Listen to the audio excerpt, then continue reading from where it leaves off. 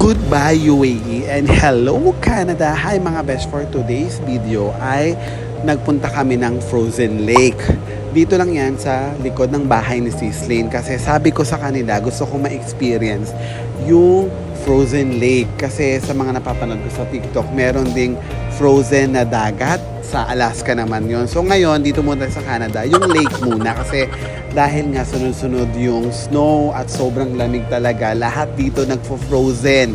Ikaw na lang ang hindi nagfo-frozen. Ganon. Uy, may ganon-ganon pa si Besh. So ayun na nga.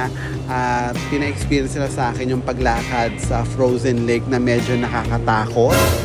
Nakakakaba basta lahat halo-halo kasi alam mo yun, na-imagine ko yung mga napapanood sa palabas na baka mamaya bigla siya mag-crack, merong buwaya sa ilalim, yung mga ganun. Pero grabe, alam mo yun, yung ang gandang experience talaga to, nakakatakot. Pero tignan nyo naman, oh, yung paglakad ko talaga dyan, dahan-dahan talaga at kinakabahan talaga ako. Yung mga kasama ko, tinatawanan ako sa paglalakad kasi ang bagal ko maglakad. Saka talagang kabadong-kabado talaga ako mga besh.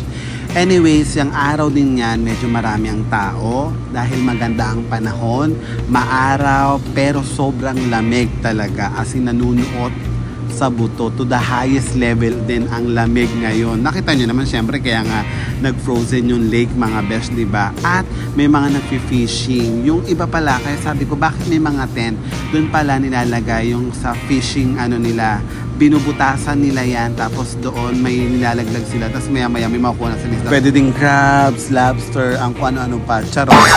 Hindi ko lang basta ayun, for ano nila yan, fishing hobby nila yan, lalo na pag winter. So watch nyo kung anong gagawin ko dyan sa butas mga besh. Tignan natin ba?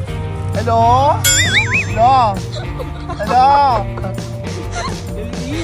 Hiling ko lang sana bigyan mo ako ng memorization. May kailangan ako i-memorize, please. Hello? Kaloka, di ba mga besh? Yun lang, bye!